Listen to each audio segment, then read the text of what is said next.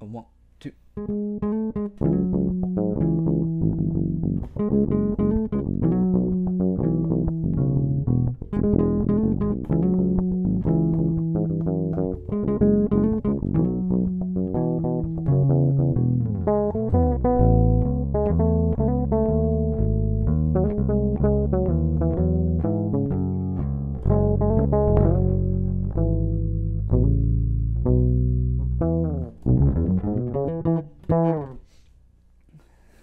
I was holding my breath. Cool. We can get it rolling. This shit is far out. All right, what's going on? Hello. We get this question a lot. Maybe most question asked. Most questioned asked. Most questioned It's asked. probably what strings? Okay. Second most? What strings are they? Labella 760 FLs. Hell yeah. I highly recommend them. These two? Yep. Okay.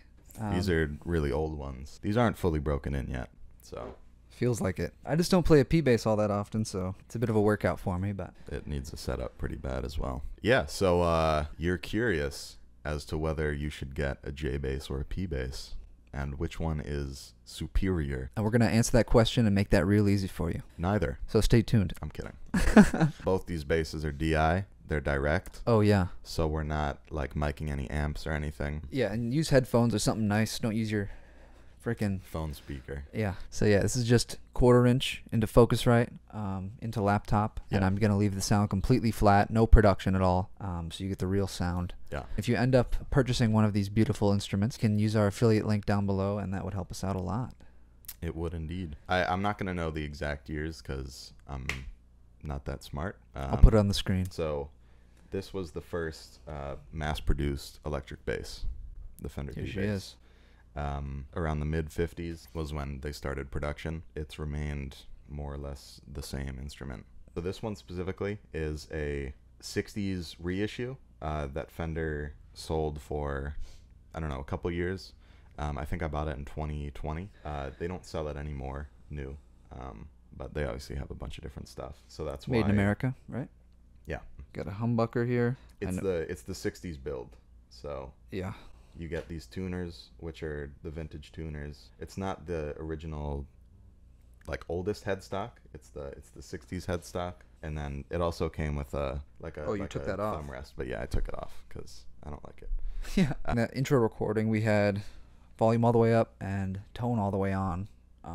So I get some extra clarity on those high notes. And at the end of this video, we're going to do like quick side-by-side, all demo Speed round. possibilities of Lucas playing both these basses. So you can skip to the end for that if you want, but we're going to get in depth here Yes. on these tones. Our Patreon is full of exclusive content, and it's the best way to get in touch with us. We respond to every message we get. Not only that, you can see all our YouTube videos a week early, ad-free, plus an exclusive Patreon podcast once a week. Get early updates on all things merch, shows, new music, and all of this for only $5 a month. Your support means so much to us, and it helps us keep things going. Sign up at patreon.com/Telula.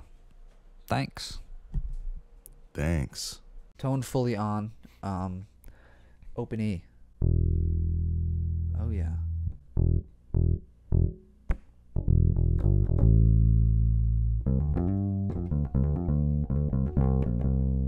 I guess you want more clarity in the mix. You want to cut through a little more. You can open the tone up. Yeah.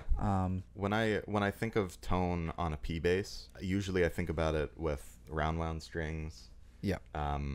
Maybe playing it with a pick, trying to get like a super bright but like still very full sound, whether it's live or in a recording. Yeah, it's hard to get a thin sound with a P bass, Yeah. really. Yeah. That's kind of the main differential. Yep. Is just how full the P bass is, whether it's frequency range or feeling. You can feel the P bass more usually. I usually don't use much tone knob when I'm playing my P bass. So this is the tone all the way on. And I'll roll it all the way off now.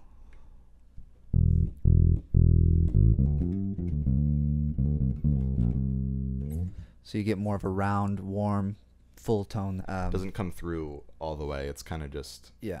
it's a very supportive type of sound. Yep.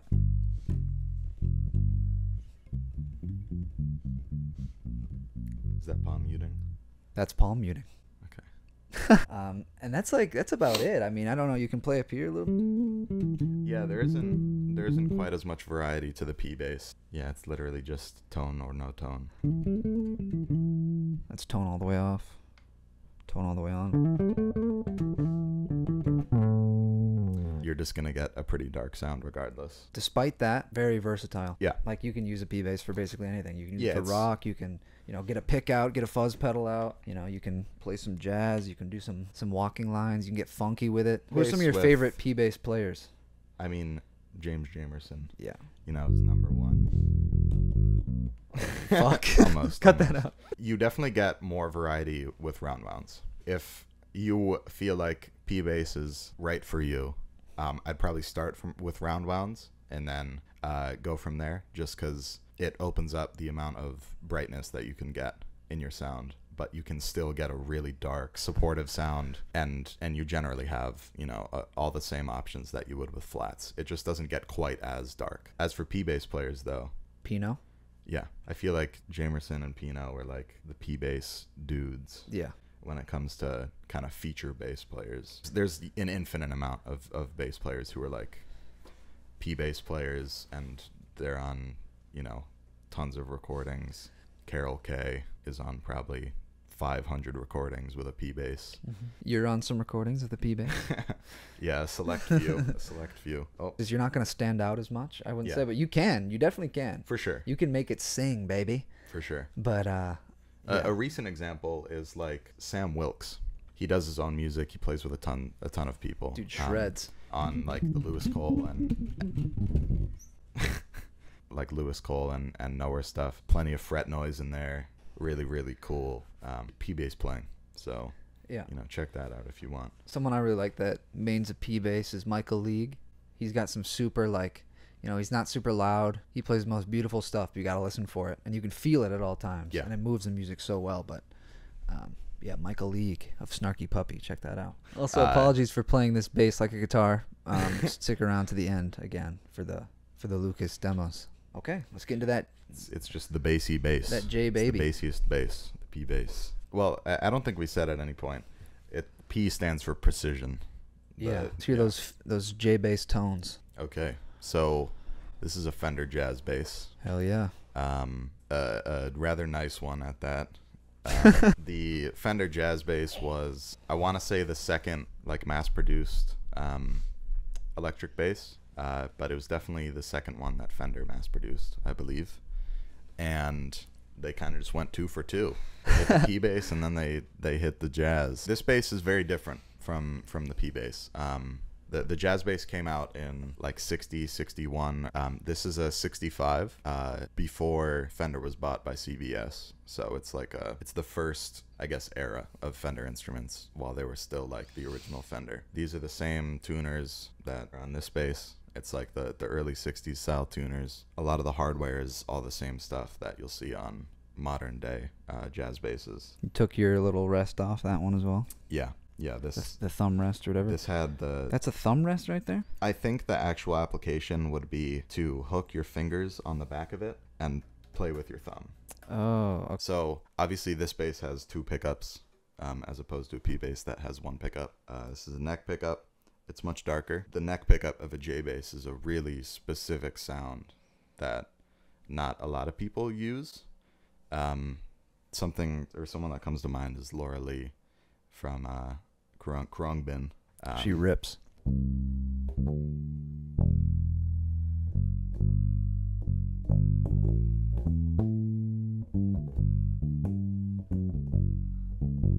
Super warm. You get this kind of this specific timbre that is a little nasally. If you're playing a J bass and you're trying to get a fatter sound, the fattest possible sound, or try to get closer to what a P bass might be, you'd want to bring in some neck pickup. This pickup is where all the low end is, really. And I found it doesn't translate very well to recording, at least direct recording. But if you're playing into an amp, it sounds a lot better. So I'll start adding some tone into this. This is no tone.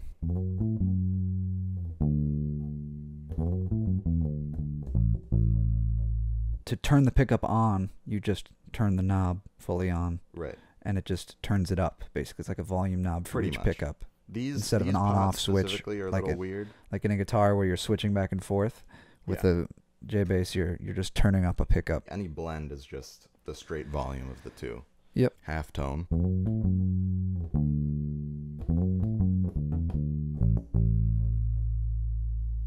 Full tone.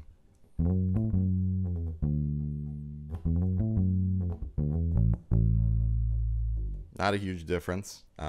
Once again, these are flat wounds. So the tone knob on this bass also just doesn't do quite as much as tone knobs on other basses.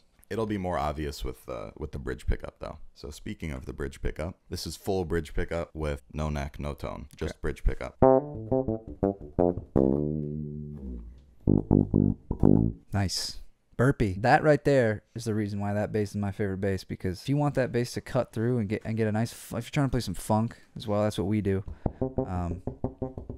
This is just the best for that. It's gonna cut through. It's gonna bounce. It's gonna burp. It's gonna poop. Yeah, the bridge pickup is where the J bass makes its money. We'll do bridge with half tone now.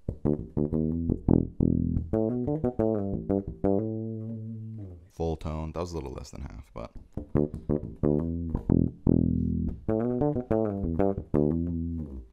Oh, it's growling at you.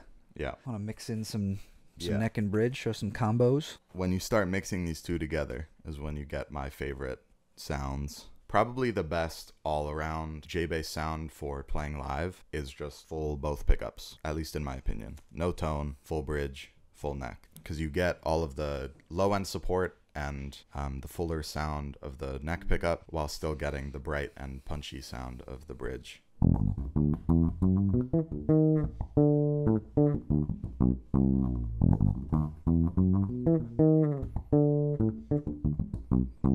That's your favorite tone, you said? I'd say it's the best like all-around sound.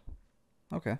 Because you kind of get both worlds of the jazz pickups. If you're playing a genre where you don't want like a super bright tone, or you're just in a setting where you need some more low-end support for the sound of your group, every little piece that you take off of the neck pickup is going to take away like low-end support. You need to keep that in consideration. Getting to the sound that I use the most, full bridge, and then like 80% neck pickup. I got this tone from Jocko. It's a nice middle ground between super punchy and you still get some of the low-end support. And for whatever reason, this specific balance between the two jazz pickups just makes this sound like you don't get it anywhere else. Let's hear it.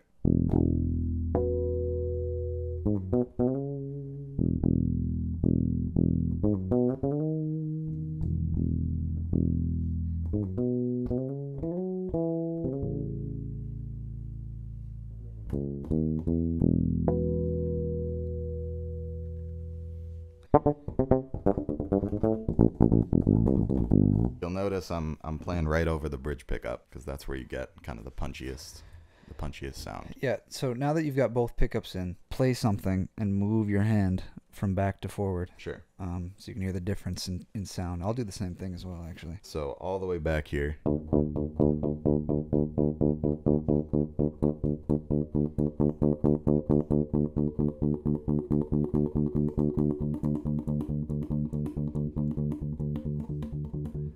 It's a huge difference. Yeah. That's a really big part of J-bass playing in general is where you're plucking. Like Laura Lee plays almost over the neck, I want to say. Yeah.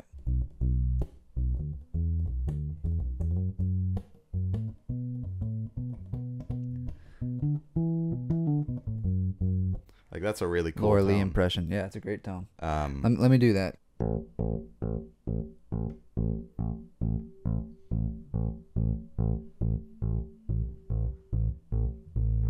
That fat.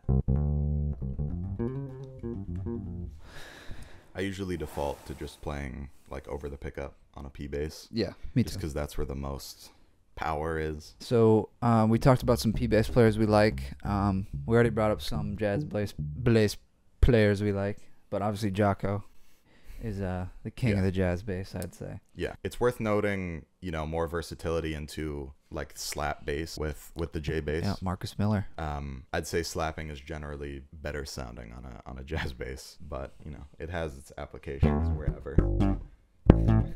Slapping on a P bass with flats is That's interesting. it's definitely a thing. It's definitely a thing. Who are some other jazz bass players that you like? Yeah, so like we said, Jocko's #1, revolutionized the instrument. Yep. Current day jazz bass players. You could say Joe Dart. I mean, he doesn't still play it, but He he started has a out lot. on a jazz bass. Yeah, and he gets that burpy bridge tone, but with a different style of Yeah, bass. It's just Stingray. a different bridge pickup, pretty much. Laura Lee, like we mentioned. Oh, Bernard Edwards. Yep. And did Flea start with a I think Flea is jazz always. bass, or is he a Stingray only type guy? Does he play Stingrays? I think that's. I feel like I always see him with a jazz bass. Oh, maybe both. I don't know. I picture him with a Stingray. I picture him with a J. Let me just Google Flea and see what comes up. I get it. That's Flea right there. That's a Fender J bass with like a Stingray looking bridge pickup. I don't know what that is. So yeah, he's a J bass guy. Seems like slash possibly Stingray maybe. Anything slappy is usually a J bass. Yep, slap. You're gonna want J bass with rounds. If you got one of these basses, you could play anything you want. That's kind of the main thing. It's like you can't really go wrong getting either. Yeah. Another jazz bass player worth mentioning is Mono Neon. Oh yeah, For sure. He's got a signature on the Fender shop. Geddy Lee. He plays jazz bass. Yeah. Yeah, I'm thinking. I mean, there's so many great jazz bass players, but in the quick rapid fire tone demo, I'll expand upon some different blends between these two pickups.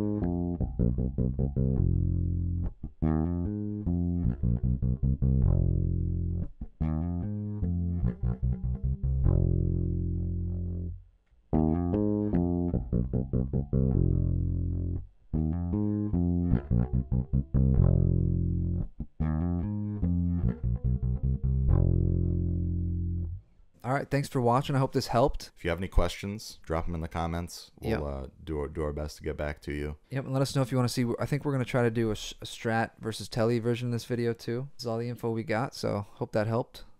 Or at least all the info we could remember. Yeah. There's quite a lot of information. Oh yeah. Buy this hat at telulamusic.com. Stream our new song Never Enough. See you in a week. Bye-bye. All of my